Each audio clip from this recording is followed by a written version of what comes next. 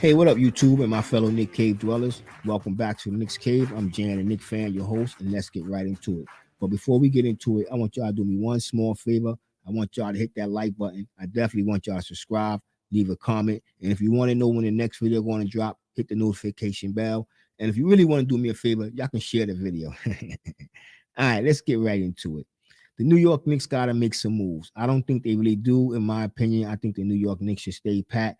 Let the young guys get a chance. This run 1 year because I know a lot of people's out there. I know a lot of people out there want Julius Randle to be traded, and I'm on the fence with that one. I'm gonna be honest with you, like because who out there are we going to get to replace him? I hear people talking about Christian Wood. A lot of people talking about Donovan Mitchell or Malcolm Brogdon. Let's be realistic. I would like for the New York Knicks to somehow get their payroll down. And I think if we stay with the young guys, we can do that because this offseason, the top main free agents is what? James Harden, Kyrie Irving, and Bradley Beal. Bradley Beal's staying in Washington. We already know that because that contract is $250 something million for 5 years. The Knicks can't offer him nowhere near that amount of money. And we can't. And if we try to put a trade package together, we're done. We're done. If we try to put a trade package together for any one of the players that I just mentioned, top free agents, or even go after free agents, the Knicks will be looking at a roster like this in 2 years. And I know y'all remember this roster right here. We had Galloway and Bargnani and Chev, you know what I'm saying, Thomas. And I like Thomas. He's a Brooklyn kid. But that was because we ended up with a roster with them players because we had bad management. We had a president that just didn't know how to make moves. And now I'm not gonna say that. I'm gonna be honest. He just felt the pressure from the New York Knicks fans. And that's what the New York Knicks fans got to realize, that the Knicks right now, we strapped for cash. You know what I'm saying? We are definitely strapped for cash. The payroll is $122 million. We have a projected cap space of a minus $4 million, basically almost $5 million. And if that don't happen, because things got to happen, like Mitchell Robinson and who was this? I can't really pronounce his name. Ryan Archicano. These are our only free agents coming up. So I'm gonna put up a graph of our Knicks players in there, the amount of money we about to pay out, or each player be playing, because you see the $122 million.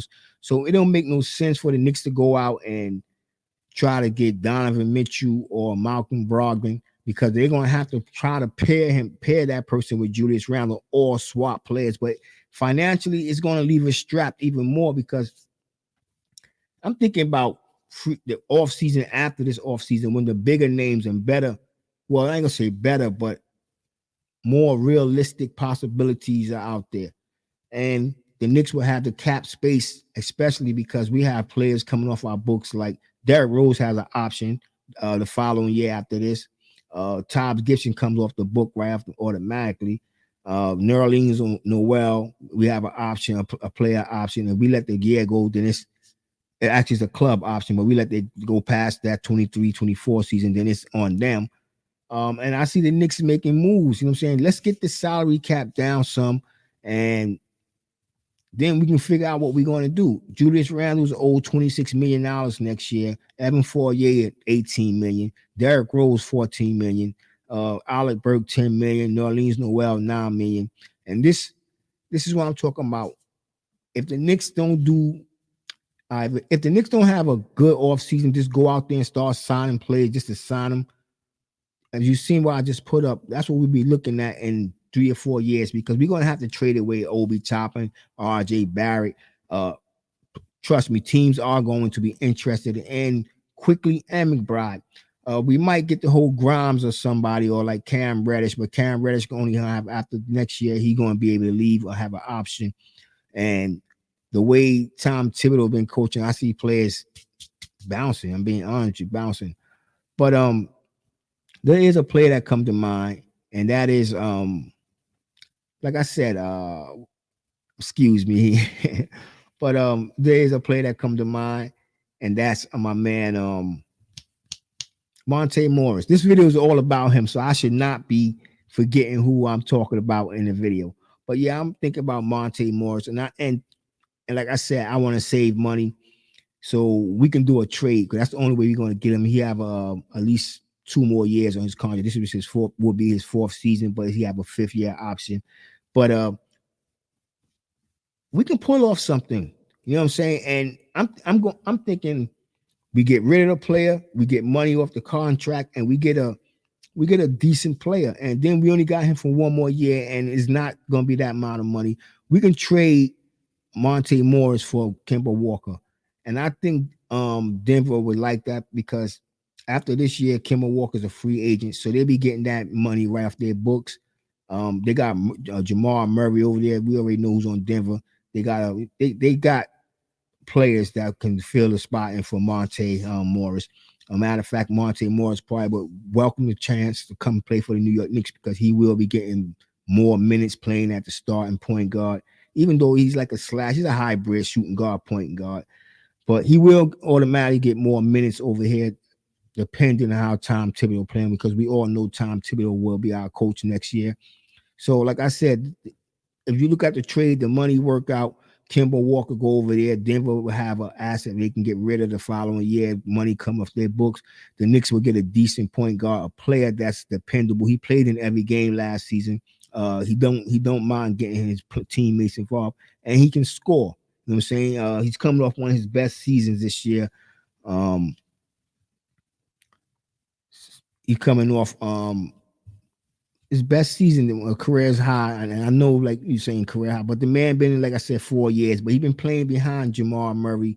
He haven't been getting the shine that he would like. You know what I'm saying? If we look at another player the New York Knicks wanted to acquire, Jalen Brunson, he been playing behind Luca for a while, and when he got his chance, he showed what he can do. And I'm looking at Monte as a player just like Jalen Brunson. If you look at it, built the same there, their style of play is the same. So I don't why he can't come over here and do what Jalen Bronson is doing for Dallas Mavericks for the New York Knicks. We see him do certain things in Denver that I'm not gonna lie you. I like him. So I'm not gonna lie. I like the kid, and I think he can be.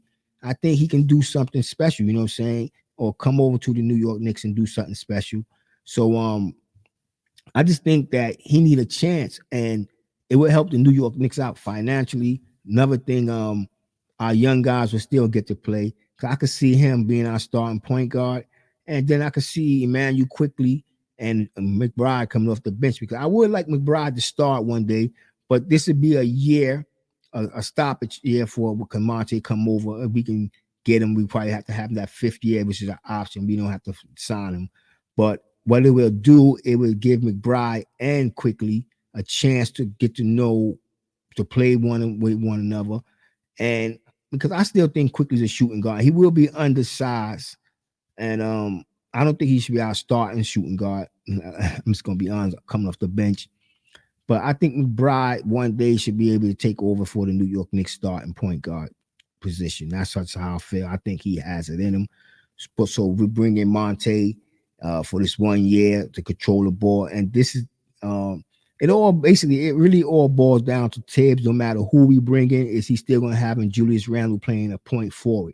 You know what I'm saying? That's the most important part of the scenario in the New York Knicks moving forward next year. We can't have Julius Randle bringing the ball up. We have to run a different offense. And I think with Monte Morris in there, the offense will be more mobile. It won't be so stagnant where Julius Randle bounce the ball up the first 3 seconds, stop, and take 5 or 6 seconds more to decide what he's going to do, whether he's going to pass it or if he's going to try to force the ball. I think bringing in Monte Morris in would give the young guys 1 more year to develop, especially McBride, and quickly we'll be able to get, a little bit more experience before we start counting on him a little more. I mean, because quickly think about scoring first before anything else. You know what I'm saying? And right now I'm putting up some stats for Monte so I can go over that.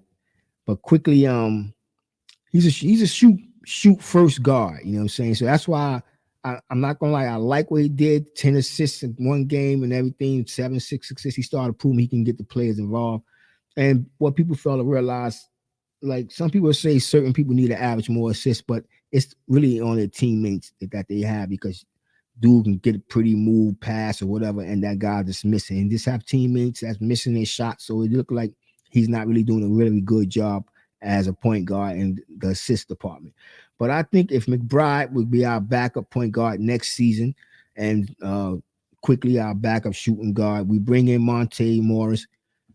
He could play with Julius Randle and RJ Barrett. Still, the Knicks got to figure out what they're gonna do with RJ Barrett. They're gonna give him that $185 million. But I do see Julius Randle being on this team because let's face it, I'm not saying teams don't want him, but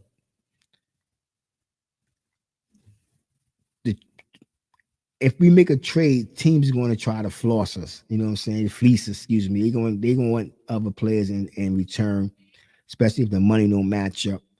I don't know. I just think the New York Knicks should stay put with the young guys right now, see what they got, let them run around for a while, see if we got any future stars in our camp. You know what I'm saying? Then we still have the draft coming up. We can draft another shooting guard, or we can draft a center if we lose Mitchell Robinson. That $10.3 million exception, it probably could go to Mitchell Robinson in some type of way. But I think the Knicks would try to package it up and do something different with it because let's face it, Mitchell Robinson's a good center, but he offensively, I don't know. A lot of things got to fall on Tom Thibodeau because Tom Thibodeau has been playing these guys out of position, an old school style of basketball, and really haven't been running any plays for our centers. We seen in the last couple of games when he started calling out plays. I don't know if it was Tom Thibodeau or just the flow of the game. Jericho Sims was really having a good game. Mitchell Robinson too as well. So I think the Knicks bring in an offensive, I'm gonna say coordinator, but an offensive coach, and because Tom Thibodeau does it all, defense and offense. They bring in somebody to help them on offense. Maybe there would be some different results. I'm not saying. I don't know. Stay healthy. God bless and peace.